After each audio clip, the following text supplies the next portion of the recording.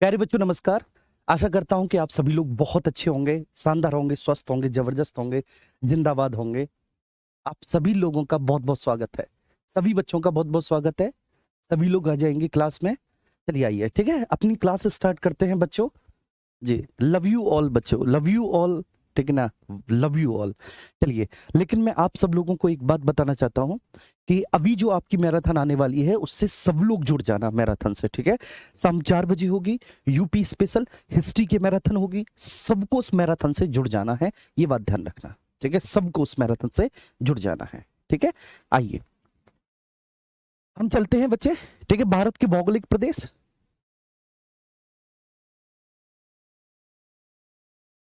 थोड़ा सा मोटा हो रहा है। चलिए जी, भारत के भौगोलिक प्रदेश।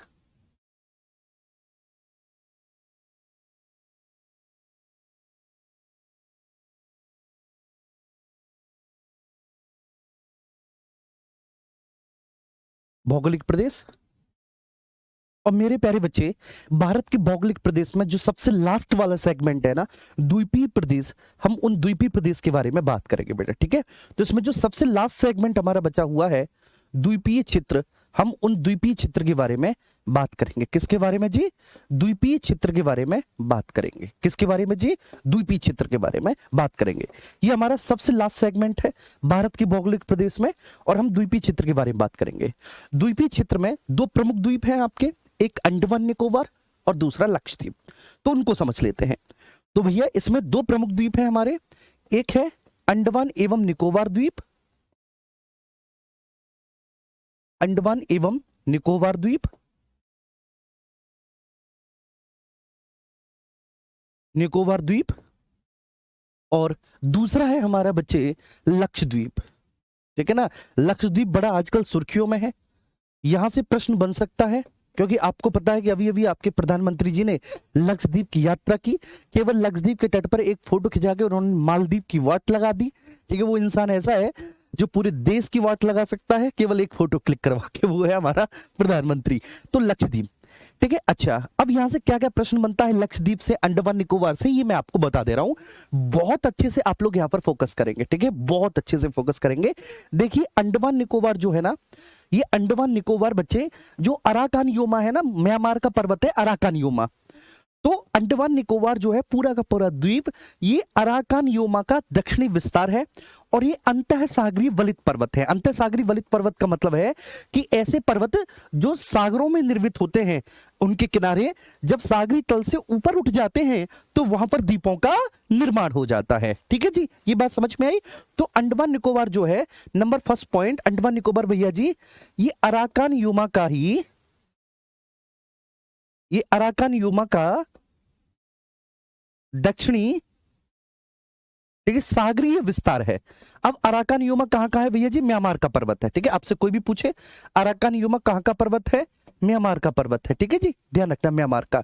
तो अराकान योमा का दक्षिणी सागरीय विस्तार है, दक्षिणी सागरीय विस्तार है किसका भैया जी? अराकान योमा का। बहुत अच्छे से ये बात आपको ध्यान में रखनी है ना, नंबर फर्स्ट पॉइंट। अच्छा, ये जो अंडमान निकोबार द्वीप है ना बेटा, पूरा द्वीप समूह ये अंतः सागरीय बलित पर्वत है। ये क्या है बच्चे? अंतः सागरीय बलित पर्वत, ठीक है। तो ये ध्यान रखना, ये अंतः सागरीय बलित पर्वत है।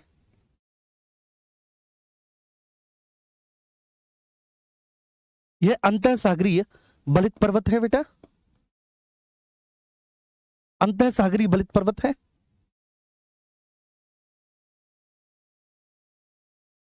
बलित पर्वत है, ये बात आपको ध्यान रखनी है। अंतः सागरीय बलित पर्वत का मतलब है जो सागरों में, मेरे प्यारे बच्चे, जो सागरों में महासागरीय प्लेटें आपस में एक दूसरे से टकराकर उनके बीच में जो वलन पड़े हैं, उन वलन पड़नों के जो उठे हुए भाग हैं, ठीक है, वो अंतःसागरीय बलित पर्वत है कुल मिलाकर बेटा, है ना।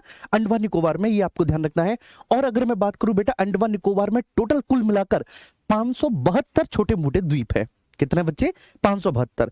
तो यहां पर बच्चे 572 द्वीप समूह है, मतलब टोटल छोटे मोटे 572 द्वीप है यहां पर, ठीक है ना। छोटे बड़े, यहां पर छोटे बड़े बेटा टोटल कितने? 572। मेरे साथ बोलो, यहां पर छोटे बड़े कुल 572 द्वीप है, कुल 572 द्वीप है। कुल 572 द्वीप हैं जी यहाँ पर, छोटे बड़े, ठीक है। अच्छा, इसके बाद इस पूरे द्वीप समूह की जो सबसे ऊंची चोटी है वो है सैडल पीक।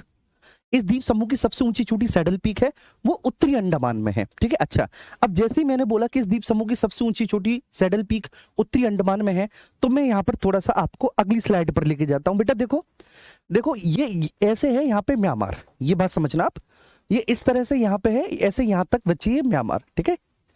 ये है आपका म्यांमार, ये बातें आप यहाँ पर ध्यान रखना, ये है म्यांमार। अब म्यांमार का एक द्वीप पड़ेगा जिसका नाम है कोको द्वीप, मेरे साथ साथ बोलो, म्यांमार का एक द्वीप पड़ेगा, इस द्वीप का नाम क्या है बेटा, कोको द्वीप। म्यांमार का एक द्वीप पड़ेगा कोको द्वीप। कोको द्वीप के बाद फिर आपका लैंडफॉल द्वीप पड़ेगा, ठीक है। फिर आपका लैंडफॉल आइलैंड पड़ेगा, आपका लैंडफॉल द्वीप पड़ेगा, लैंडफॉल। अब लैंडफॉल द्वीप के बाद आपका स्टार्ट होगा उत्तरी अंडमान, तो ये ऐसे करके आपका उत्तरी अंडमान है, ठीक है बच्चे। तो ये क्या है आपका, ये उत्तरी अंडमान है।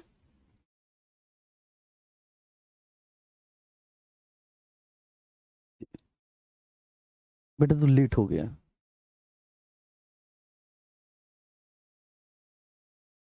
चलिए ठीक है बेटा। अब यहां पर ध्यान दो, यहां पर ध्यान दो सब लोग, कि ये क्या है बच्चे, यहां पर उत्तरी अंडमान है, उत्तरी अंडमान, ठीक है। उत्तरी अंडमान सबसे उत्तरी द्वीप है, उत्तरी अंडमान सबसे उत्तरी द्वीप है, उत्तरी अंडमान। उत्तरी अंडमान के बाद फिर आपका, ठीक है, यहां पर जब आप आएंगे उत्तरी अंडमान से नीचे, तो उत्तरी अंडमान से नीचे जो आपका पड़ेगा वो मध्य अंडमान पड़ेगा। कौन सा भैया जी, मध्य अंडमान, मिडिल अंडमान। उत्तरी अंडमान से नीचे जी आपका मध्य अंडमान पड़ेगा, मध्य अंडमान।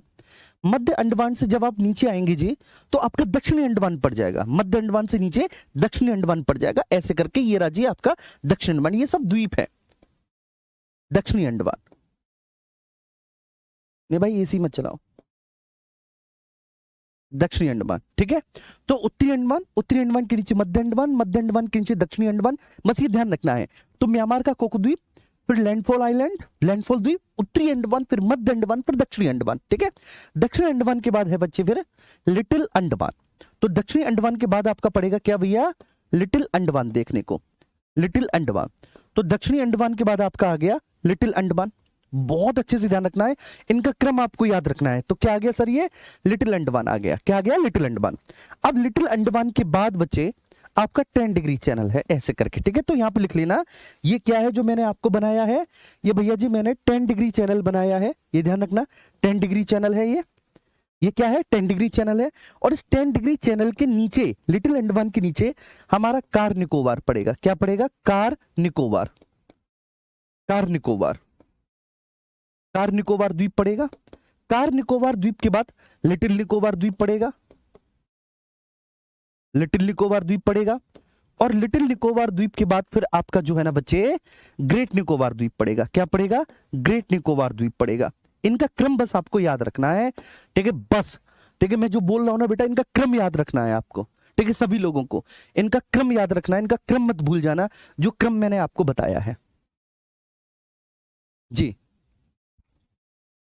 ठीक है ना। ये बात समझ में आई, बहुत गंदा दिख रहा है, चलो कोई बात नहीं बेटा, ठीक है ना। स्टूडियो का कैमरा है, कोई दिक्कत हो गई होगी, कोई सुनिए, मैं जैसा दिख रहा हूं तुम वैसा मुझे देख लो, ठीक है। लेकिन आप पूरा फोकस यहाँ पे करो, ये आपको तो अच्छा दिख रहा है, बस बात खत्म, है ना।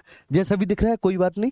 अब मेरा क्या होगा भैया, ठीक है, मैं जैसा भी दिख जाऊं, लेकिन आप लोगों को यहाँ पर पढ़ना है और अच्छे से बहुत, ठीक है ना, आपको फोकस करना है। चलिए, तो मैंने क्या बोला, बोलो मैंने क्या बोला भैया। तो म्यांमार का ये कोको द्वीप है, म्यांमार का ये क्या है बच्चे, कोको द्वीप है। बोलो क्या है, कोको द्वीप।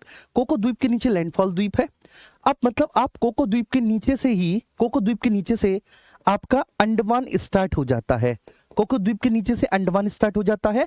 तो म्यांमार के कोको द्वीप को अंडमान से अलग करने वाला जो चैनल है उसको हम कोको चैनल बोलते हैं। क्या बोलते हैं जी, उसको हम कोको चैनल बोलते हैं उसको, ये ध्यान रखना, ठीक है। म्यांमार के कोको द्वीप को, मैं फिर से बोल रहा हूं, म्यांमार के कोको द्वीप को अंडमान से अलग करने वाला, या जो अंडमान और कोको द्वीप के बीच में, ठीक है, सेपरेशन करता है, उसको हम कोको चैनल बोलते हैं। क्या बोलते हैं, कोको चैनल। ये उत्तरी अंडमान है, उत्तरी अंडमान, है ना।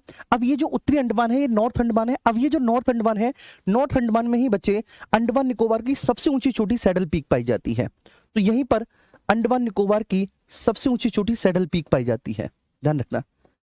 मैं लिख देता हूं, यहीं पर जी अंडमान निकोबार की सबसे ऊंची चोटी, सबसे ऊंची चोटी सैडल पीक पाई जाती है, सैडल पीक पाई जाती है। ठीक है, ध्यान रखना। तो यहां पर जी अंडमान निकोबार की सबसे ऊंची चोटी क्या पाई जाती है बेटा? Saddle peak. कहां पर पाई जाती है? उत्तरी अंडमान में पाई जाती है जी सैडल पीक। कहां पर बेटा? उत्तरी अंडमान में सैडल पीक पाई जाती है। अभी जो दक्षिणी अंडमान आप देख रहे हो ना, दक्षिणी अंडमान में ही अंडमान निकोबार की राजधानी स्थित है। अंडमान निकोबार की राजधानी क्या? Port Blair. तो बेटा जो अंडमान निकोबार की राजधानी है ना, पोर्ट ब्लेयर, वो यहीं पर स्थित है। राजधानी पोर्ट ब्लेयर यहीं पर स्थित है। तो कोई भी पूछे कि अंडमान निकोबार की राजधानी पोर्ट ब्लेयर बच्चे किस द्वीप पे स्थित है, आप बोलेंगे दक्षिणी अंडमान द्वीप में। किसमें? दक्षिण अंडमान द्वीप में। अभी जो आप ग्रेट निकोबार देख रहे हो ना, ग्रेट निकोबार द्वीप में एक तो बेटा भारत का सबसे दक्षिणी पॉइंट है यहां पर, ये तो सबको पता होगा कि ग्रेट निकोबार द्वीप में ही भारत का सबसे दक्षिणी पॉइंट इंदिरा पॉइंट या पिगमिलियन पॉइंट है, पिगमिलियन पॉइंट है, पिगमिलियन पॉइंट है बेटा, है ना, ये तो आप सब लोग जानते हो। तो इंदिरा पॉइंट या पिगमिलियन पॉइंट या लॉहेसिंग, ये ग्रेट निकोबार के दक्षिण में ही है। कहां पर है? ग्रेट निकोबार के दक्षिण में है। उसके बाद बच्चे ये ऐसे करके जो है ना, ये 6 डिग्री चैनल है, ये 6 डिग्री चैनल है, और इस 6 डिग्री चैनल को हम ग्रेट चैनल भी बोलते हैं। ये बात ध्यान रखनी है। इस 6 डिग्री चैनल को हम भैया जी क्या बोलते हैं? हम 6 डिग्री चैनल को ग्रेट चैनल भी बोलते हैं। मेरे साथ साथ बोलो, इस 6 डिग्री चैनल को हम क्या बोलते हैं? ग्रेट चैनल भी बोलते हैं। इस 6 डिग्री चैनल को जी हम क्या बोलते हैं बेटा? ग्रेट चैनल भी बोलते हैं। ठीक है, तो देखो अब ये जो ग्रेट निकोबार है ना, जो ग्रेट निकोबार मैंने आपके सामने बताया, यहाँ पर इंदिरा पॉइंट या पिगमिलियन पॉइंट मतलब भारत का सबसे दक्षिणी पॉइंट यहाँ पर देखने को मिलेगा। इसके बाद ग्रेट निकोबार के नीचे 6 डिग्री चैनल है जिसको हम ग्रेट चैनल कहते हैं। इसी ग्रेट निकोबार में अंडमान निकोबार की दूसरी सबसे ऊंची चोटी है। यहीं पर बेटा अंडमान निकोबार की दूसरी सबसे ऊंची चोटी है, यहीं पर दूसरी सबसे ऊंची चोटी है। सबसे ऊंची चोटी है, पता है इसका नाम क्या है बेटा? दूसरी सबसे ऊंची चोटी का माउंट थुलियन, सबसे बड़ा। ठीक है, तो ग्रेट निकोबार दूसरी सबसे ऊंची चोटी, और दूसरी सबसे ऊंची चोटी बच्चे कौन सी है? माउंट थुलियन है।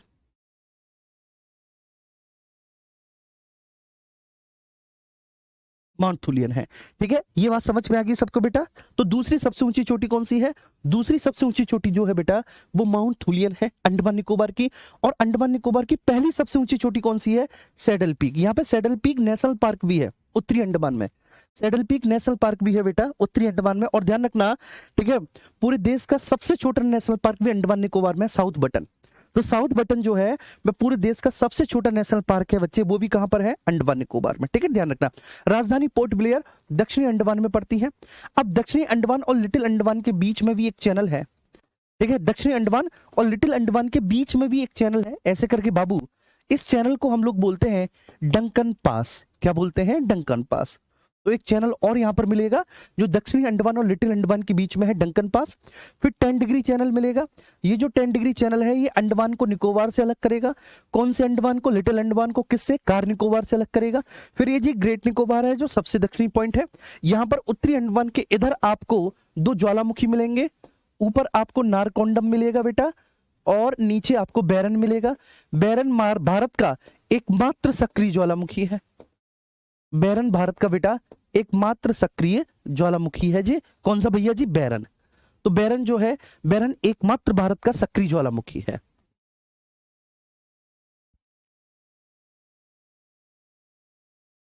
चलिए,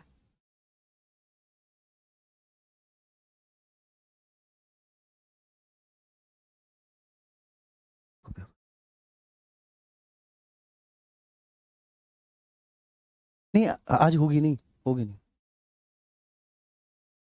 दूंगा।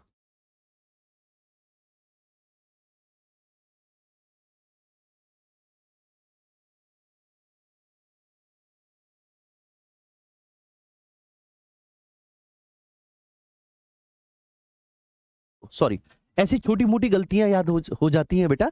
ये लिख दिया मैंने बोला 6 डिग्री था, लिख दिया 60 डिग्री। चलिए जी, तो ये हो गया अंडमान निकोबार पूरा अच्छे से खत्म। अंडमान निकोबार खत्म हो गया जी। अब यहां पर है भैया लक्षद्वीप। ठीक है, यहां पर क्या है, लक्षद्वीप। अब जो यहां पर लक्षद्वीप है, ये बात ध्यान रखना बच्चे, लक्षद्वीप ये प्रवाल निर्मित द्वीप है। ठीक है, बेसिकली ये क्या है बच्चे, ये प्रवाल निर्मित द्वीप है लक्षद्वीप जो है। मैं फिर से बोल रहा हूं बेटा, ये क्या है, ये प्रवाल जीवों के अस्थि पंजरों के समेकन से बना है प्रवाल निर्मित द्वीप है लक्षद्वीप। ठीक है, प्रवाल भित्तियों से बना है, प्रवाल निर्मित द्वीप है लक्षद्वीप। लक्षद्वीप के बारे में इतना याद रखना है कि लक्षद्वीप की राजधानी क्या है बच्चे, बताओ सब लोग, लक्षद्वीप की राजधानी बताओ कि लक्षद्वीप की राजधानी क्या है। लेकिन एक बात ध्यान रखना कि बेटा यहां पड़ेगा आपका 8 डिग्री चैनल। ठीक है, 8 डिग्री चैनल, 8 डिग्री चैनल के नीचे मालदीव है, मालदीव 8 डिग्री चैनल के नीचे मालदीव है। मालदीव के ऊपर मिनिकॉय है, मालदीव के ऊपर क्या है जी, मिनिकॉय है, मालदीव के ऊपर मिनिकॉय है। फिर जी मिनिकॉय के ऊपर 9 डिग्री चैनल है, 9 डिग्री चैनल है। और उसके बाद 9 डिग्री चैनल के ऊपर जी शेष लक्षद्वीप है, शेष लक्षद्वीप।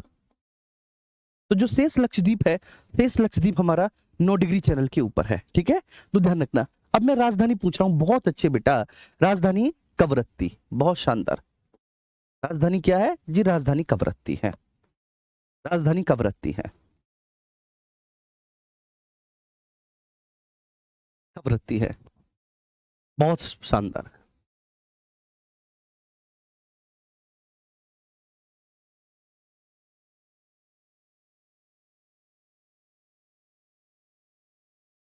राजधानी कवरत्ती। नहीं बेटा, ज्यादा डीप नहीं पढ़ा रहे, ठीक है, इतना ही पढ़ा रहे हैं मेरे प्यारे बच्चे। ठीक है, ध्यान रखना, इतना ही पढ़ा रहे हैं, बिल्कुल भी डीप नहीं पढ़ा रहे, बस ये बात ध्यान रखना। ठीक है, अब कभी भी ये नहीं पूछा जाएगा कि भाई अंडमान निकोबार का सबसे बड़ा द्वीप कौन सा है, लक्षद्वीप का सबसे बड़ा द्वीप कौन सा है, कभी भी नहीं। या तो ये बेटा इनका जो सेपरेशन है, 8 डिग्री चैनल मालदीव को मिनिकॉय से, फिर 9 डिग्री चैनल मिनिकॉय को शेष लक्षद्वीप से अलग करता है, या तो ये पूछा जाएगा ये प्रवाल निर्मित द्वीप है और ये बेसिकली अंतःसागरीय बलित पर्वत है, इतना पूछा जाएगा, इसके अलावा और कुछ नहीं।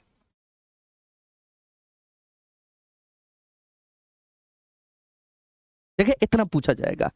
अब नेक्स्ट आगे चलते हैं, और आगे चलने के क्रम में बेटा हम भारत के अन्य द्वीपों को पढ़ते हैं। अन्य द्वीप, देखिए मैं बहुत सेटिस्फाइड हूं आपकी क्लास से कि इतना कम समय मिला, लेकिन इतने कम समय में भी हम इतना अच्छा अध्ययन कर पा रहे हैं, इतना अच्छा अध्ययन कर पा रहे हैं। चलिए आइए, ठीक है, अन्य द्वीपों में चलते हैं। तो जब अन्य द्वीपों में चलेंगे मेरे प्यारे बच्चे, तो आओ कुछ अन्य द्वीप और हम देख लेते हैं। ठीक है, देखो सबसे पहले बच्चे, ये आपका जो मुंबई है, ये जो आपका मुंबई है, इन क्षेत्रों में, तो मुंबई के क्षेत्रों में बेटा कुछ अपतटीय द्वीप भी हमको देखने को मिलते हैं। अपतटीय द्वीप का मतलब होता है बच्चे, ठीक है, जो बिल्कुल, ठीक है, तट के पास होते हैं। ठीक है, अपतटीय द्वीप का मतलब क्या होता है सर, अपतटीय द्वीप का मतलब होता है जो बिल्कुल तट के पास होते हैं। तो हमें मुंबई के क्षेत्रों में कुछ अपतटीय द्वीप देखने को मिलेंगे, जैसे कि मैं बात करूं बच्चे आपको एलिफेंटा, एलिफेंटा, ठीक है, आपका बुचर आइलैंड, ये हमको, ठीक है, मुंबई के क्षेत्रों में, मुंबई के अपतटीय द्वीप है एलिफेंटा बुचर। वहीं हमको कर्नाटका के क्षेत्रों में बेटा भटकल, क्या भटकल, ये हमें कर्नाटका के क्षेत्रों में, ये कर्नाटका के अपतटीय क्षेत्रों में हमें देखने को मिलेगा। कर्नाटका के अपतटीय क्षेत्रों में हमें भटकल देखने को मिलेगा। क्या मिलेगा बेटा, भटकल, भटकल, भटकल, भटकल। अब यहां पर हमारी मन्नार की खाड़ी है, ये ध्यान रखना, यहां पर हमारी क्या है बेटा, मन्नार की खाड़ी है, इन क्षेत्रों में मन्नार की खाड़ी। अब मन्नार की खाड़ी में हमें एक और द्वीप देखने को मिलता है, जिसको हम पम्बन द्वीप भी कह देते हैं, और सही नाम तो इसका पता है क्या है बेटा, रामेश्वरम द्वीप। क्या नाम है, रामेश्वरम द्वीप। ये हमारी हिंदुओं की आस्था से जुड़ा हुआ द्वीप है, रामेश्वरम द्वीप। तो मन्नार की खाड़ी में पम्बन द्वीप या रामेश्वरम द्वीप, कर्नाटका के क्षेत्रों में भटकल द्वीप मिलेगा, मुंबई के क्षेत्रों में हमें सोलिफेंटा या एलिफेंटा और बुचर, ठीक है, ये द्वीप देखने को मिलेंगे। ठीक है, ये द्वीप देखने को मिलेंगे। फिर हम आ जाते हैं भैया आंध्र प्रदेश के क्षेत्रों में। तो आंध्र प्रदेश के क्षेत्रों में हमें श्रीहरिकोटा, श्रीहरिकोटा द्वीप देखने को मिलता है बेटा, श्रीहरिकोटा द्वीप देखने को मिलता है आंध्र प्रदेश के क्षेत्रों में। ठीक है, इसी श्रीहरिकोटा द्वीप के पीछे एक लैगून लेक है, जिसको हम पुलिकट झील कहते हैं। क्या कहते हैं, पुलिकट झील। और ये ध्यान रखना, आपको मैप में देखने पे लगेगा कि आंध्र प्रदेश और तमिलनाडु दोनों के बीच में है, लेकिन ये पूरी तरह से ऑफिशियली आंध्र प्रदेश में है बच्चे। ये वाला जो द्वीप है श्रीहरिकोटा द्वीप, ये आंध्र प्रदेश में है। यहाँ पर श्रीहरिकोटा द्वीप में बच्चा बच्चा जानता है कि भारत का जो सैटेलाइट लॉन्च स्टेशन है, जो भारत का सैटेलाइट लॉन्च स्टेशन है, ठीक है, सतीश धवन, वो यहीं पर है। सतीश धवन उपग्रह प्रक्षेपण केंद्र यहीं पर है, प्रक्षेपण केंद्र यहीं पर है, केंद्र यहीं पर है, ठीक है, श्रीहरिकोटा। अच्छा, श्रीहरिकोटा के बाद श्रीहरिकोटा द्वीप तो हमने बहुत अच्छे से देख लिया। अब श्रीहरिकोटा द्वीप के बाद अगर हम चलें बच्चे जी, श्रीहरिकोटा द्वीप के बाद हम चले उड़ीसा के क्षेत्रों में, तो यहां पर बच्चे उड़ीसा के क्षेत्रों में व्हीलर द्वीप हमें देखने को मिलेगा। व्हीलर द्वीप, ठीक है, उड़ीसा के क्षेत्रों में ये सब अपतटीय द्वीप है, छोटे द्वीप है, अपतटीय द्वीप है। अब इसका नाम बदलकर हमने क्या कर दिया है, doctor Abdul Kalam Azad, doctor Abdul Kalam, sorry माफ करना, आजाद, डॉक्टर अब्दुल कलाम द्वीप। तो इसका नाम भैया जी हमने क्या कर दिया है, डॉक्टर अब्दुल कलाम द्वीप कर दिया है। तो इसके नाम को हमने क्या कर दिया सर, इसके नाम को डॉक्टर अब्दुल कलाम द्वीप कर दिया। चलो ठीक है, क्लियर है, ये बात समझ में आ रही है।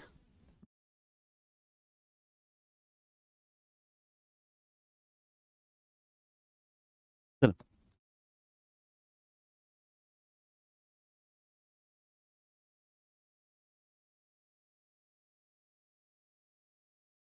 हाँ, अब्दुल कलाम द्वीप कर दिया है।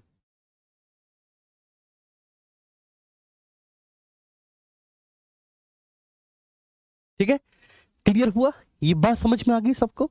मुझे नहीं लगता बच्चे कि यहां तक किसी को कोई भी दिक्कत है। ठीक है, व्हीलर द्वीप, अब्दुल कलाम द्वीप उड़ीसा में, श्रीहरिकोटा द्वीप आंध्र प्रदेश, पुलिकट झील है यहाँ पर, सतीश धवन उपग्रह प्रक्षेपण केंद्र है। ठीक है, मन्नार की खाड़ी, पम्बन द्वीप, रामेश्वरम द्वीप है यहाँ पर, ये हो गए। अच्छा, इसके बाद फिर हम चलते हैं बच्चे, ठीक है ना, आपका गंगा सागर द्वीप। तो गंगा सागर द्वीप जो है ये पश्चिम बंगाल के चित्रों में पड़ेगा। गंगा सागर द्वीप पश्चिम बंगाल के क्षेत्र में, अमित चलिए, गंगा सागर द्वीप,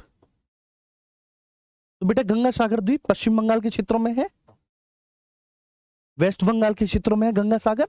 और गंगा सागर से जब हम उत्तर में जाएंगे हल्का सा, तो हमें यहां पर मिलेगा भैया न्यू मोरे। ये एक नया द्वीप है बच्चे, न्यू मोरे द्वीप।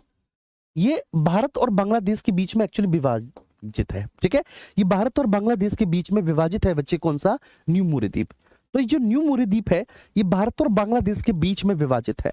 ठीक है, न्यू मोरे द्वीप भारत और बांग्लादेश के बीच में विभाजित है, न्यू मोरे द्वीप। ठीक है, भारत, बढ़िया तरीके से समझ में आ रहा है। चलिए, बहुत अच्छी बात है, लव यू टू बेटा, लव यू ऑल। तो न्यू मोरे, ये ध्यान रखना, ये न्यू मोरे जो है भैया, ये एग्जाम में पूछा जाता है कि न्यू मोरे द्वीप ये भैया भारत और बांग्लादेश के बीच में विभाजित है, बांग्लादेश के बीच में विभाजित है,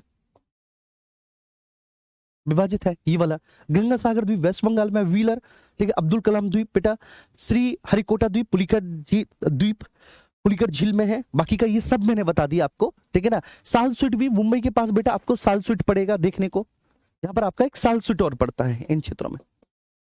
साल स्वीट, एलिफेंटा, बुचर, ये सारे द्वीप है, अपतटीय द्वीप है, छोटे छोटे द्वीप है, नहीं पूछे जाते। जो पूछे जाते हैं बच्चे अंडमान निकोबार, वो मैंने आपको बहुत अच्छे से बता दिया, बहुत अच्छे से। चलिए ठीक है, सूरज कुमार, ठीक है बेटा, इतना ज्यादा साफ, इतना ज्यादा साफ, ठीक है ना, बहुत ही कम लोग लिखते होंगे जितना मैं लिखता हूँ। ठीक, मालदीव की राजधानी बेटा माले है, मालदीव की, ठीक है, माले। चलिए ज्योति, हम लोग ऑनलाइन क्लास करते हैं, आपका क्लास बहुत अच्छे से समझ में आता है। चलिए बहुत अच्छी बात है। आइए अब हम चलते हैं भैया कहाँ पर, ठीक है, हमारी भारत की नदियों पर। भारत की नदियों को बहुत अच्छे से हम लोग कराने वाले हैं। भारत की नदियां बेटा बहुत अच्छे से हम लोग इनको कराएंगे, भारत की नदियां बहुत शानदार तरीके से। ठीक है, तो कुल मिलाकर आप सब लोग एक बार थम्स अप कर दो कि हाँ सर समझ में आया अच्छे से।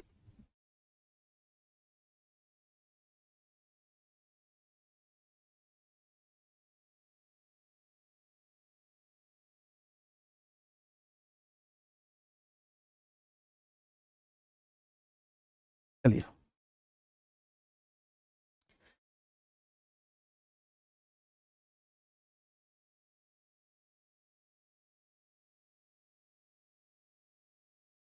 अबे बेवकूफ हो गया तुम यार, ठीक है ना।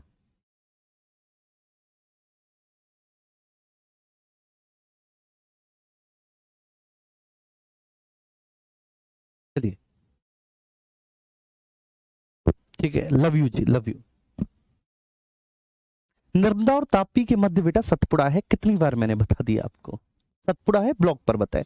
नर्मदा और ताप्ती जो है ये दोनों बेसिकली भ्रंश घाटी का ही हिस्सा है। मैंने जब आपको ब्लॉक पर्वत भ्रंश पर्वत पढ़ाया था तब मैंने आपको बता दिया था। भारत की नदियां, देखो बेटा भारत की नदियों को हम दो भागों में बांटते हैं, दो भागों में इनका क्लासिफिकेशन करते हैं भारत की नदियों का। देखिए सबसे पहले बच्चे जो हिमालयी तंत्र की नदियां हैं वो, ठीक है जी, सबसे पहले हिमालयी तंत्र की नदियां, सबसे पहले जी हिमालयी तंत्र की नदियां, हिमालयी तंत्र की नदियां, ठीक है मेरे साथ साथ बोलो भैया जी, सबसे पहले क्या, सबसे पहले हिमालयी तंत्र की नदियां, ठीक है। अभी जो हिमालयी तंत्र की नदियां हैं इसका मतलब क्या है कि सर ये हिमालय के किसी ना किसी ग्लेशियर से या किसी ना किसी चित्र विशेष से निकलती हैं। तो ये हिमालय से निकलने वाली नदियां हैं। इनका जो उद्गम होता है, नदियों का जो ओरिजिन होता है वो हिमालय की विभिन्न पर्वत श्रेणियों से होता है। तो इनका जो ओरिजिन होता है बेटा वो हिमालय में स्थित ग्लेशियर्स एवं विभिन्न पर्वत श्रेणियों से, हिमालय में स्थित, हिमालय में स्थित विभिन्न ग्लेशियर ऑब्लिक, ठीक है, पर्वत श्रेणियों से बेटा इनका ओरिजिन होता है, इनका ओरिजिन होता है। ये ध्यान रखना जितनी भी हिमालयी तंत्र की नदियां होंगी बच्चे ये शदानीरा होंगी, शदानीरा या वर्षवाहनी होती हैं, वर्षवाहनी होती है, ध्यान रखना। जितनी भी नदियां होती हैं हिमालयी तंत्र की, हिमालयी तंत्र की जितनी भी नदियां होती हैं, हिमालयी तंत्र की सारी नदियां बच्चे क्या होती हैं, हिमालयी तंत्र की सारी नदियां सदानीरा और वर्षवाहनी होती हैं। सदानीरा वर्षवाहनी का मतलब क्या है सर, सदानीरा वर्षवाहनी का मतलब होता है योगेश मेरे प्यारे बच्चे कि हमेशा, ठीक है, इनमें इनके रिवर्वेशन में पानी रहता है, हमेशा इनके रिवर्वेशन में पानी रहता है। सदानीरा वर्षवाहनी होती है, हिमालय में स्थित विभिन्न ग्लेशियर ऑब्लिक पर्वत श्रेणियों से निकलती हैं। ये बेटा ध्यान रखना ये नवीन नदियां हैं,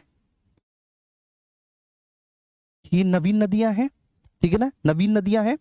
और ये अपना मार्ग परिवर्तित भी कर देती हैं, कई बार ये अपना मार्ग परिवर्तन भी कर देती हैं, मार्ग परिवर्तन भी कर देती हैं। नई नदियां हैं मार्ग परिवर्तन भी कर देती हैं मेरे प्यारे बच्चे, ठीक है। कुल मिलाकर ये इन नदियों के बारे में मुख्य बातें हैं, ठीक है। ये जो है हिमालयी तंत्र की नदियां।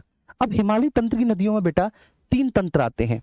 इस हिमालयी तंत्र में भी, मैं नीचे लिख देता हूं, इस हिमालयी तंत्र में भी बाबू, हिमालयी तंत्र में भी तीन तंत्र आएंगे, ठीक है। सबसे पहले जो सबसे पश्चिम में है वह है सिंधु नदी तंत्र, जो सबसे पश्चिम में है वह सिंधु नदी तंत्र है, जो सबसे पश्चिम में है बाबू। उसके बाद जो मध्य में है वह गंगा नदी तंत्र है बाबू, जो मध्य में है वो गंगा नदी तंत्र है। और जो दक्षिण जो पूर्व में है, सबसे पूर्व में वह ब्रह्मपुत्र नदी तंत्र है। वह कौन सा है, वह ब्रह्मपुत्र नदी तंत्र है, ब्रह्मपुत्र नदी तंत्र है। बस ये बात आपको बहुत अच्छे से ध्यान में रखनी है, बहुत अच्छे से ध्यान में रखनी है, ठीक है। तो हिमालयी तंत्र की नदियों में बेटा, हिमालयी तंत्र की नदियां का क्या है सर, ठीक है, हिमालय में स्थित विभिन्न पर्वत श्रेणियों ग्लेशियर से निकलती है, सदानीरा है, वर्षवाहनी है, नवीन नदियां हैं बेटा, नई नदियां हैं।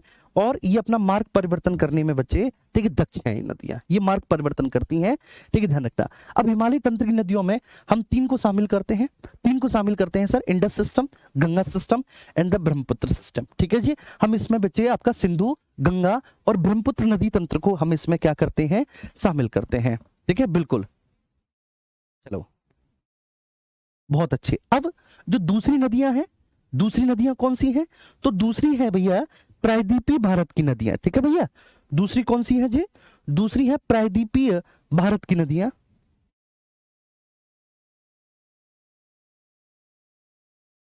दूसरी प्रायद्वीपीय भारत की नदियां हैं, भारत की नदियां हैं जो दूसरी वाली जो है प्रायद्वीपीय भारत की नदियां। अब ये जो दूसरी वाली प्रायद्वीपीय भारत की नदियां है ना बाबू, इसमें भी बेसिकली तीन सिस्टम बनता है, इसमें भी तीन तंत्र बनता है। अब इसमें तीन तंत्र कौन कौन से बनते हैं उनको बताने से पहले मैं बताऊं कि जो इनका उद्गम होता है बेटा, इनका उद्गम दक्षिण के प्रायद्वीपीय पठार में स्थित, इनका उद्गम दक्षिण के प्रायद्वीपीय पठार में स्थित, दक्षिण के प्रायद्वीपीय पठार में स्थित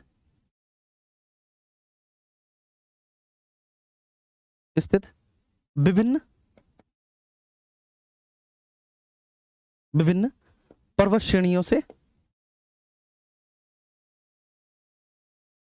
दक्षिण के प्रायद्वीपीय पठार में स्थित विभिन्न पर्वत श्रेणियों से, ठीक है बच्चे। अब वो पर्वत श्रेणियां आमतौर पर बेटा पर्वत श्रेणियां ना होकर वो क्या है, हिल्स है, वो पहाड़ियां हैं, वो पहाड़ियां हैं। और ये ध्यान रखना, ये सदा नीरा नहीं है, ये सदा नीरा या वर्षवाहनी नहीं है, वर्षवाहनी नहीं है, ये सदा नीरा या वर्षवाहनी नहीं होती। क्यों नहीं होती बच्चे? क्योंकि उस समय, ठीक है, जिस समय दक्षिण के प्रायद्वीपीय पठार में जो पर्वत श्रेणियां जिनके पास ग्लेशियर्स हुआ करता था, लेकिन आज वर्तमान में इनका बहुत अधिक मात्रा में इन पहाड़ियों का पक्षापर्दन हो गया, तो ग्लेशियर बचे नहीं है, बस रिवर बेसिन बचा हुआ है। तो इनमें मुख्यतः जो है ना वर्षा ऋतु के समय वर्षा का जल ही ठीक प्रवाहित होता है। तो ध्यान रखना, वर्षा ऋतु के समय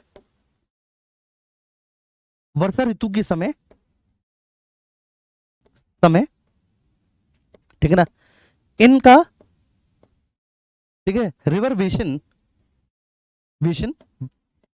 बढ़ जाता है, मतलब मुख्यतः अगर मैं बात करूं तो ठीक ठाक वर्षा ऋतु में ही प्रवाहित होती हैं। मतलब ये नदियां आपको ऐसी नदियां वर्षा ऋतु में ही देखने को मिलेंगी, प्रायद्वीपीय भारत की नदियां।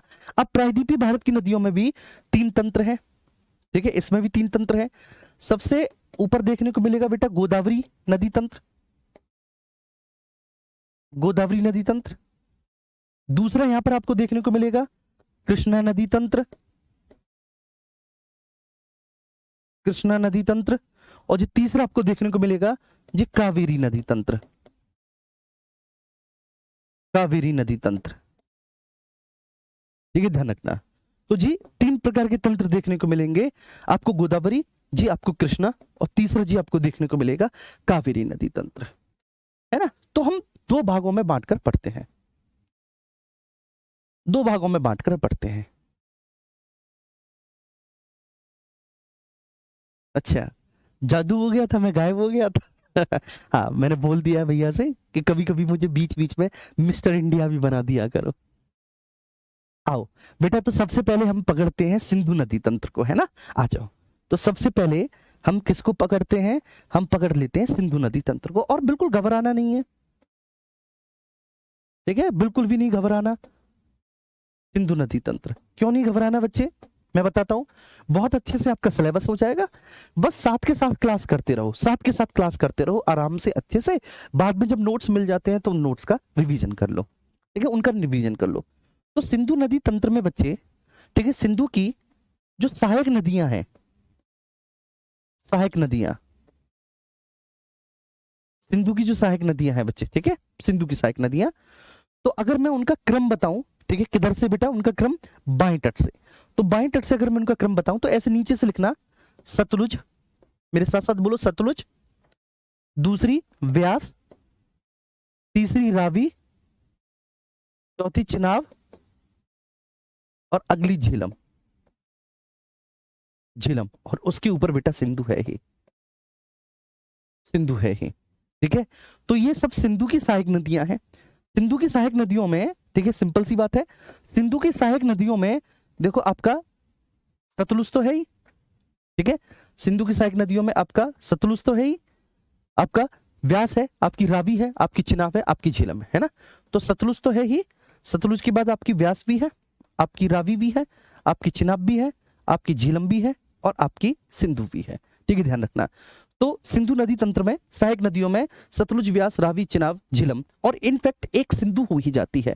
तो सबसे पहले हम पकड़ के चलते हैं, पकड़ लो किसको बेटा, सिंधु नदी को पकड़ लो, सिंधु नदी को पकड़ लो। अब क्या क्या प्रश्न आएंगे सिंधु नदी से, तो देखो बेटा, सबसे पहले एक प्रश्न जो आता है किसी भी नदी के बारे में, वो आता है उस नदी का उद्गम, कि भैया जी उस नदी का ओरिजिन कहां से हुआ है। उस नदी का उद्गम कहां से होता है? तो सिंधु नदी का जो उद्गम है वह बेटा तिब्बत के क्षेत्रों से होता है। तो जो तिब्बत में आपका कैलाश श्रेणी है ना, तिब्बत में जब आप जाएंगे तो तिब्बत में जो आपको कैलाश रेंज, कैलाश श्रेणी देखने को मिलेगा, वहीं पर आपको मानसरोवर लेक और वहीं पर आपको राक्षस ताल देखने को मिलेगा। तो जो कैलाश श्रेणी की मानसरोवर लेक है ना बच्चे, तो वहीं पर कैलाश श्रेणी में एक ग्लेशियर है, बोखरचू ग्लेशियर। कौन सा ग्लेशियर? बोखरचू ग्लेशियर। उसी बोखरचू ग्लेशियर से बच्चे ये नदी निकलती है। ठीक है जी। तो इस नदी का जो उद्गम होता है, इस नदी का उद्गम होता है, मैं एक पॉइंट लिख देता हूं, इस नदी का उद्गम होता है कैलाश श्रेणी में स्थित, कैलाश श्रेणी में स्थित, कैलाश श्रेणी में पड़ने वाले बोखरचू ग्लेशियर से। कैलाश श्रेणी में स्थित बेटा किससे? कैलाश श्रेणी में स्थित बोखरचू ग्लेशियर से। कैलाश श्रेणी में स्थित बेटा किससे? बोखरचू ग्लेशियर से। ठीक है ना। इस नदी का उद्गम होता है बोखरचू ग्लेशियर। बोखरचू ग्लेशियर के बाद फिर ये झील मानसरोवर, फिर ये नदी मानसरोवर झील में प्रवेश करती है, मानसरोवर झील। ठीक है, ध्यान रखना। तो बोखरचू ग्लेशियर से इस नदी का उद्गम होता है। मैं फिर से बोल रहा हूं, कहां से भैया जी? बोखरचू ग्लेशियर से। तो बोखरचू ग्लेशियर से इस नदी का ओरिजिन होता है। ये नदी बोखरचू ग्लेशियर से निकलती है। तो कैलाश श्रेणी में स्थित बोखरचू ग्लेशियर से निकलती है। बोखरचू ग्लेशियर से भैया जी कहां पर आती है? ठीक है, मानसरोवर झील में आती है। कहां पर आती है? मानसरोवर झील में आती है। ठीक है। इसके बाद ये जो सिंधु नदी है बेटा, ये सिंधु नदी, ध्यान रखना, मैंने पहले भी आपको बताया था, ये लद्दाख रेंज, लद्दाख श्रेणी और जास्कर श्रेणियों के बीच में प्रवाहित होते हुए भारत में प्रवेश करती है। लद्दाख श्रेणी और जास्कर श्रेणी के बीच में प्रवाहित होते हुए, जास्कर श्रेणी के मध्य प्रवाहित होते हुए भारत में प्रवेश करती है। श्रेणी के मध्य में प्रवाहित होते हुए, मध्य में प्रवाहित होते हुए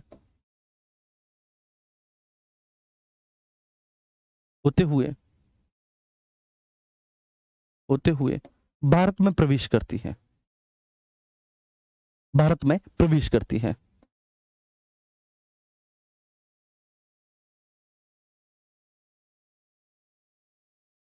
प्रवेश करती है। ठीक है बच्चे।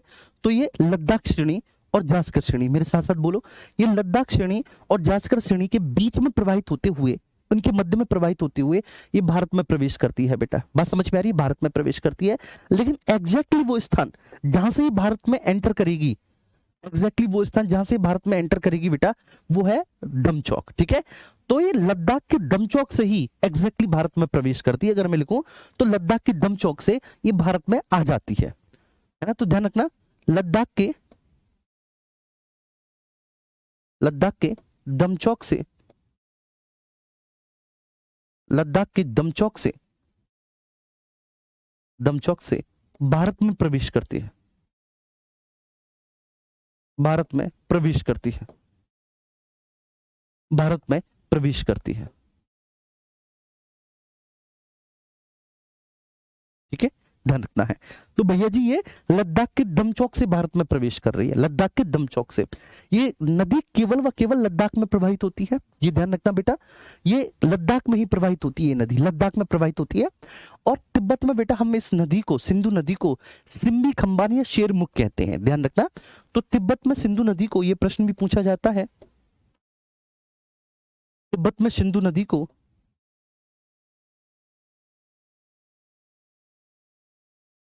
सिम्बी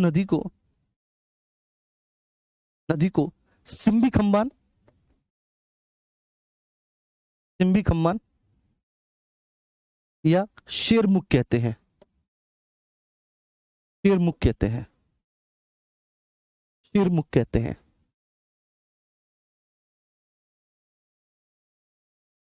कहते हैं। ठीक है, ध्यान रखना बेटा। तो हम तिब्बत में इस नदी को क्या कहेंगे? हम तिब्बत में इस नदी को सिम्बी खंबान या शेरमुख कहेंगे। ठीक है जी। तो तिब्बत में हम भैया जी इस नदी को क्या कहेंगे? तिब्बत में हम इस नदी को सिम्बी खंबान या शेरमुख कहते हैं। तिब्बत में इस नदी को सिम्बी खंबान या शेरमुख कहते हैं, तिब्बत में इस नदी को।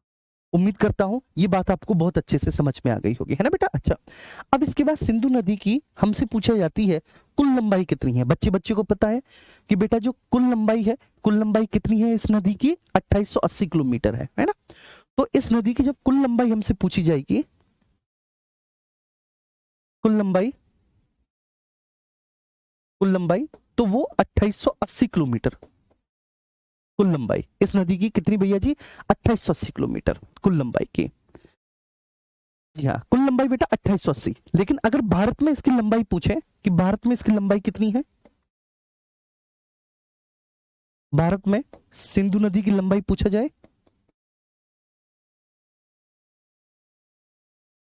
बताइए, कोई भी बोलिए कि कुल लंबाई तो 2880 है।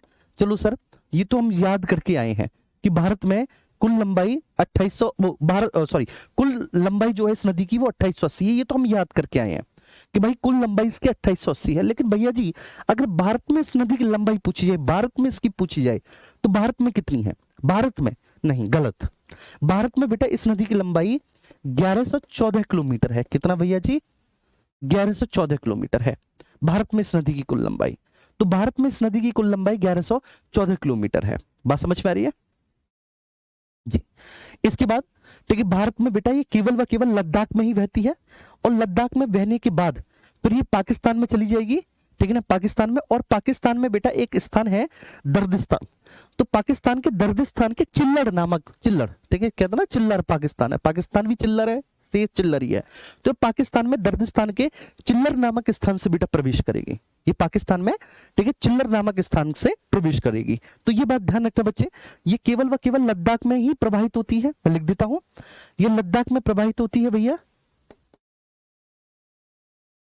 लद्दाख में प्रवाहित होती है, लद्दाख में प्रवाहित होती है, ये प्रवाहित होती है बच्चे। और ये है पाकिस्तान में, पाकिस्तान में दर्दिस्तान के, दर्दिस्तान के, ठीक है, चिल्लड़ नामक स्थान से प्रवेश करती है। दर्दिस्तान के चिल्लड़ नामक स्थान से प्रवेश करती है, प्रवेश करती है।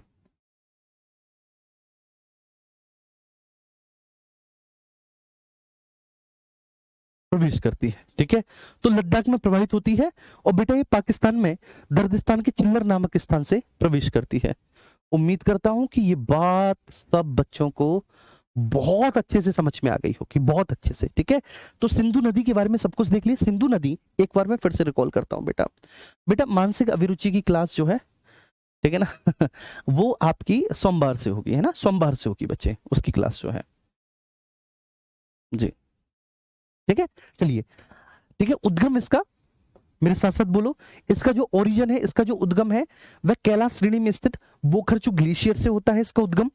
लद्दाख श्रेणी जास्कर श्रेणी के बीच में ये प्रवाहित होती हुई भारत में आती है, और एग्जैक्टली ये लद्दाख के दमचौक से भारत में प्रवेश करती है, केवल लद्दाख में प्रवाहित होती है। और हाँ, ठीक है, लेह इसी नदी के बाएं तट पर बसा हुआ है, ये बात ध्यान रखना।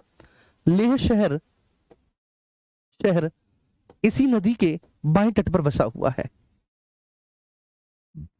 इसी नदी के बाएं तट पर बसा हुआ है, बाएं तट पर बसा हुआ है, बाएं तट पर बसा हुआ है ना। ध्यान रखना है बेटा, जो लेह शहर है वह इसी नदी के बाएं तट पर बसा हुआ है, लेह शहर।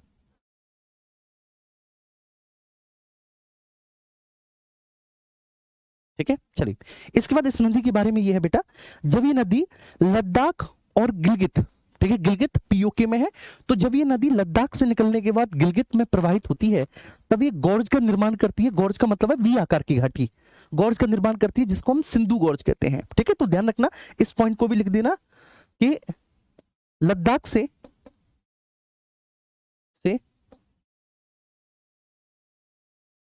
गिलगित के मध्य, लद्दाख से गिलगित के मध्य यह नदी, यह नदी गॉर्ज का निर्माण करती है, गॉर्ज का निर्माण करती है, गॉर्ज का निर्माण करती है, ठीक है, जिसे, जिसे, जिसे सिंधु गॉर्ज कहते हैं,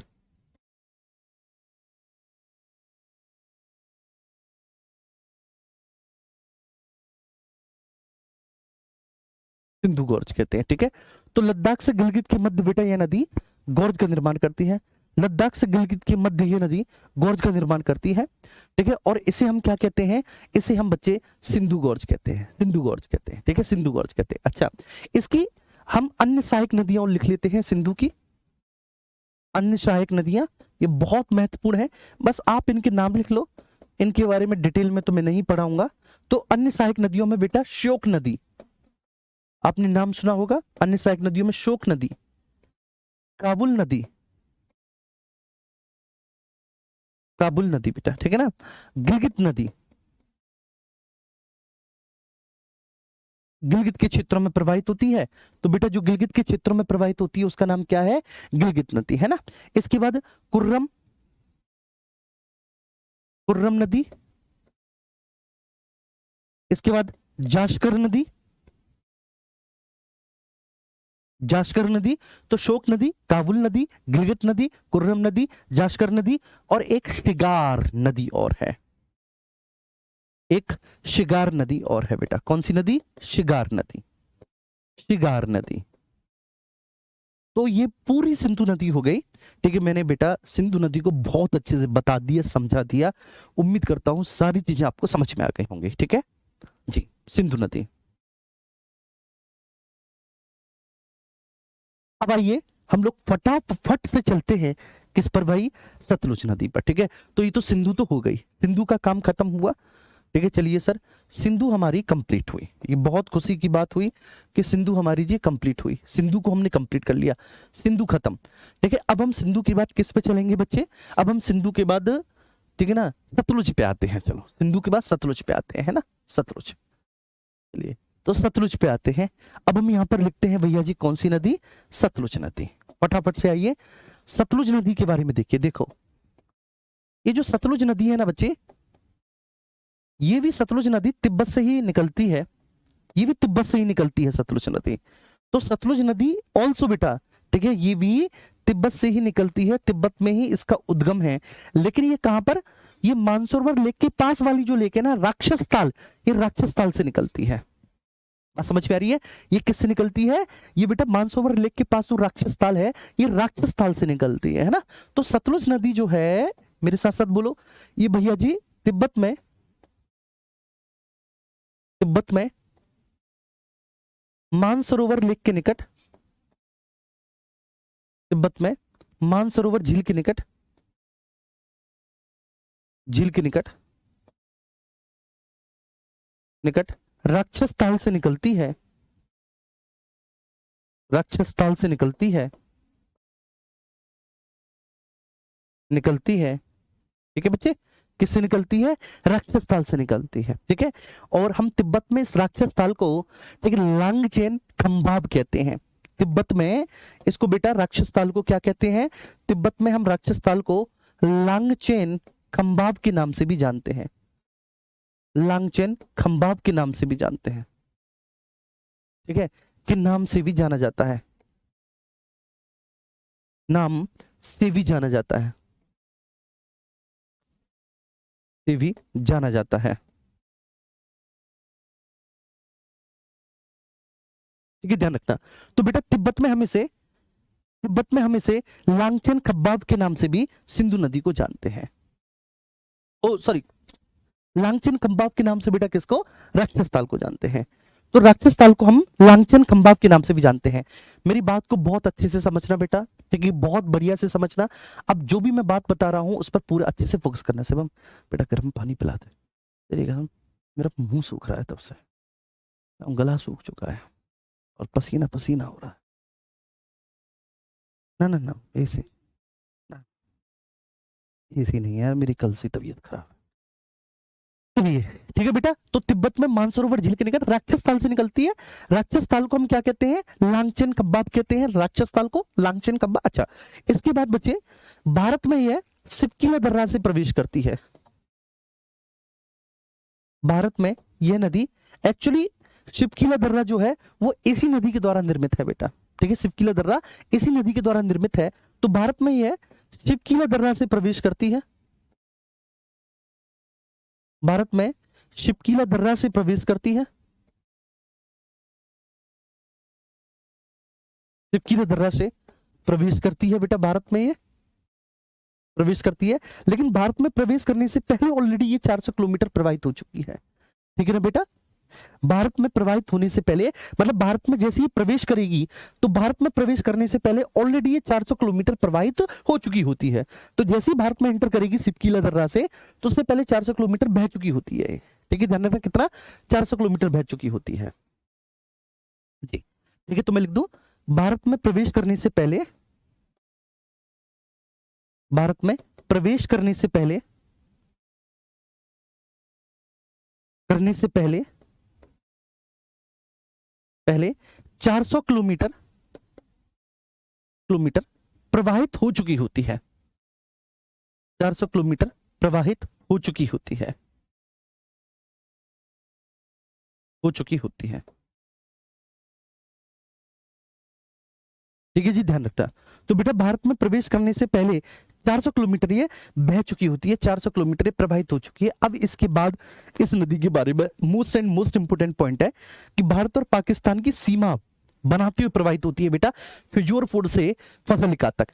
तो फिजूरपुर से फजलिका, फिरोजपुर एक स्थान है, तो फिरोजपुर से फजलिका तक ये भारत और पाकिस्तान के बीच सीमा बनाते हुए प्रवाहित होती है। ठीक है जी, तो मैं लिख दूं इस पॉइंट को, फिरोजपुर से, फिरोजपुर से फजलिका तक, से फजलिका तक, फजलिका तक तक भारत और पाकिस्तान के मध्य, भारत और पाकिस्तान के मध्य, पाकिस्तान के मध्य, मध्य सीमा बनाते हुए प्रवाहित होती है बेटा, सीमा बनाते हुए प्रवाहित होती है, सीमा बनाते हुए प्रवाहित होती है, प्रवाहित होती है। ठीक है, तो फिजूरपुर से फजलिका तक भारत और पाकिस्तान के बीच में सीमा बनाते हुए बेटा कहां से कहां तक, बोलो मेरे साथ, साहब फिजूरपुर से फजलिका। ठीक है, ये ध्यान रखना, एफ है, फिजूरपुर से फजलिका तक भारत और पाकिस्तान के बीच में सीमा बनाते हुए प्रवाहित होती है। अब ये जो नदी है, इस नदी की जो कुल लंबाई है वो है 1450 किलोमीटर, भारत में लगभग 1050 किलोमीटर बहती है। कुल लंबाई 1450 है और भारत में 1050 किलोमीटर बहती है। ठीक है, चलिए, कुल लंबाई बोलो मेरे साथ, कुल लंबाई बोलो मेरे साथ कितनी है साहब, 1450 है। कुल लंबाई कितनी है, 1450 है। ठीक है, कुल लंबाई 1450 है।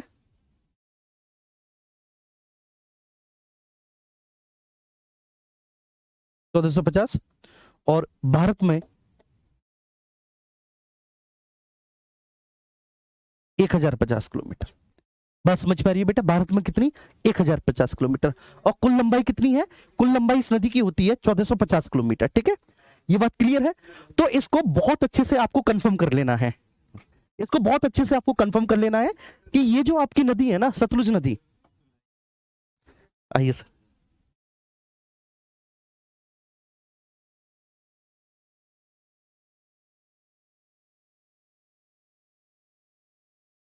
चलो बच्चों देखो, आपके बीच में यहां से हमारे सांसदीय क्षेत्र से सांसद सर जो हैं वो खड़े हुए हैं आपके बीच में, तो आप लोगों का भी सौभाग्य है कि आपको आज लाइव क्लास में सांसद जी की क्लास देखने को मिली है। सर ऐसे यहाँ से, Congratulations, everybody. I'm just watching that what Ankit Bhati sir is doing. I think he's doing a wonderful work. Uh, Outcome of our corona, byproduct of our problem. Doing. I also belong to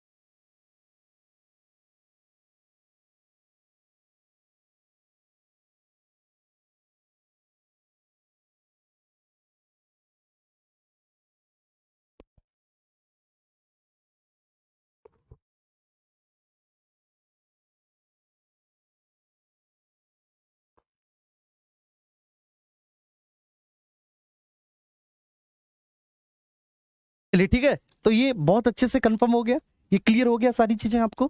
ठीक है, मुझे नहीं लगता कि यहां तक कोई भी इश्यू हो किसी भी तरह का। आ रही है।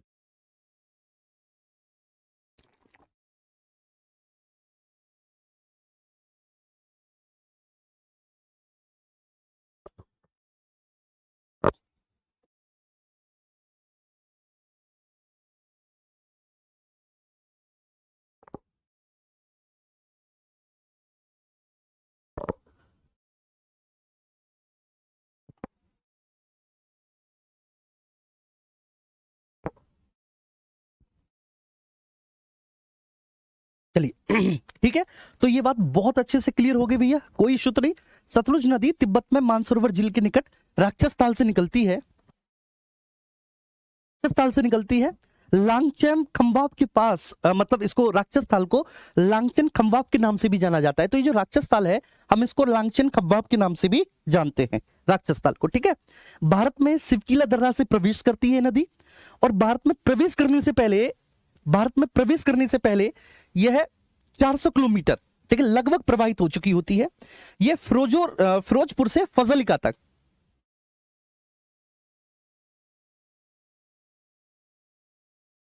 ठीक है, ये फिरोजपुर से फजलिका तक भारत और पाकिस्तान की मध्य सीमा बनाते हुए प्रवाहित होती है। कहां से बेटा? फिरोजपुर से, और कहां तक? फजलिका तक।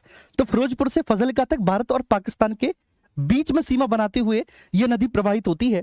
ठीक है, इसकी कुल लंबाई 1450 किलोमीटर है, और भारत में यह जो है 1050 किलोमीटर प्रवाहित होती है, किलोमीटर ये नदी प्रवाहित होती है। ठीक है, क्लियर है ये बात? चलिए ठीक है, अब इसके बाद यहां से कुछ चीजें आपको बहुत अच्छे से चीजें देखने को मिलेंगी बेटा।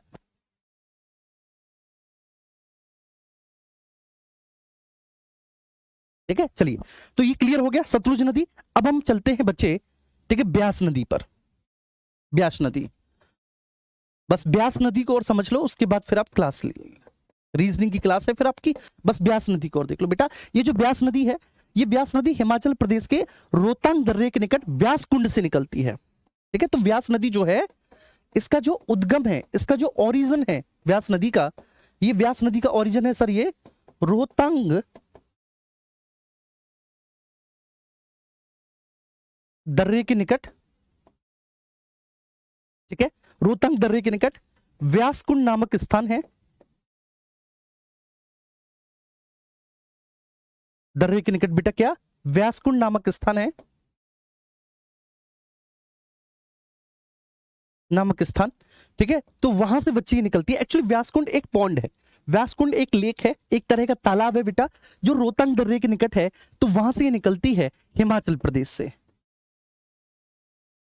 हिमाचल प्रदेश से। ठीक है, बस इसे 1 मिनट में कंप्लीट करते हैं बेटा।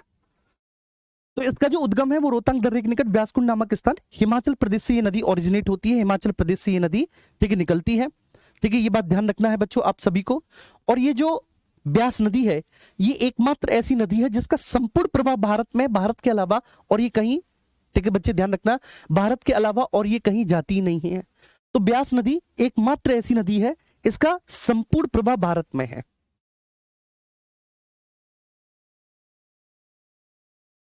एकमात्र ऐसी नदी है,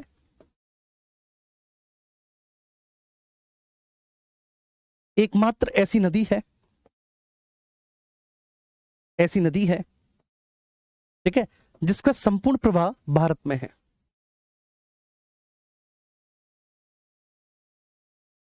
जिसका संपूर्ण प्रवाह भारत में है, भारत में है। ठीक है, ध्यान रखना। तो बेटा एकमात्र ऐसी नदी जिसका पूरा का पूरा बेटा प्रवाह कहां पर है? भारत में है। ठीक है, ब्यास नदी। तो इसे कंक्लूज करते हैं, बस ये ध्यान रखना बच्चे, संपूर्ण प्रवाह भारत में है।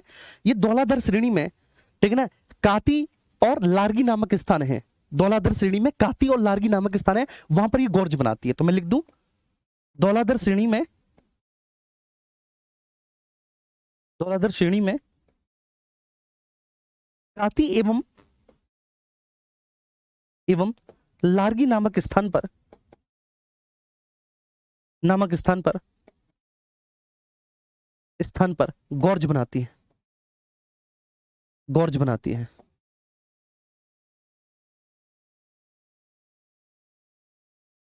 ठीक है, ध्यान रखना। तो बेटा ये धौलाधर श्रेणी में काती लार्गी नामक स्थान पे क्या बनाती है? गोर्ज बनाती है। ठीक है, कुल मिलाकर ये सतलुज नदी से पंजाब के हरिके नामक स्थान पर जाकर मिल जाती है। तो सतलुज नदी से पंजाब के हरिके नामक स्थान पर आकर मिलती है। हरिके नामक स्थान पर आकर मिलती है,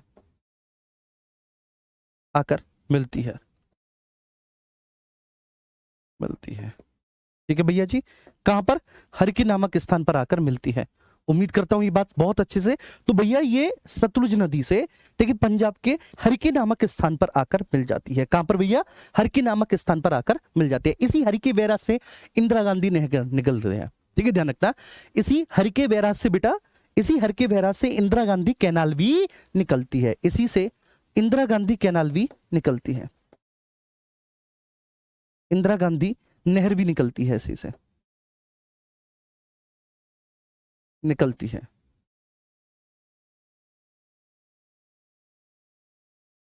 इंदिरा गांधी नहर भी, ठीक है, यहीं से निकलती है। तो इंदिरा गांधी कैनाल यहां से निकलती है। और जो बेटा पंजाब का जो होशियारपुर जिला है, ये होशियारपुर जिले के तलवाड़ा नामक स्थान से जाके मैदानों में प्रवेश करती है। क्लियर है? तो ये ध्यान रखना। ये बच्चे बस लास्ट पॉइंट है इसमें, पंजाब के होशियारपुर जिले के, पंजाब के होशियारपुर जिले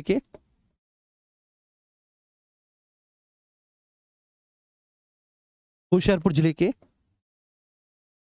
तलवाड़ा नामक स्थान पर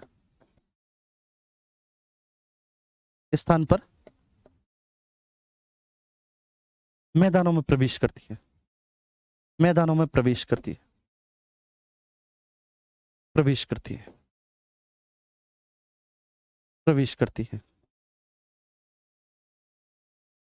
ठीक है, ध्यान रखना। तो पंजाब के होशियारपुर जिले के तलवाड़ा नामक स्थान पर यह मैदानों में प्रवेश कर रही है। यहीं से इंदिरा गांधी कैनाल निकलती है। चलो, लव यू ऑल बेटा, बाय बाय।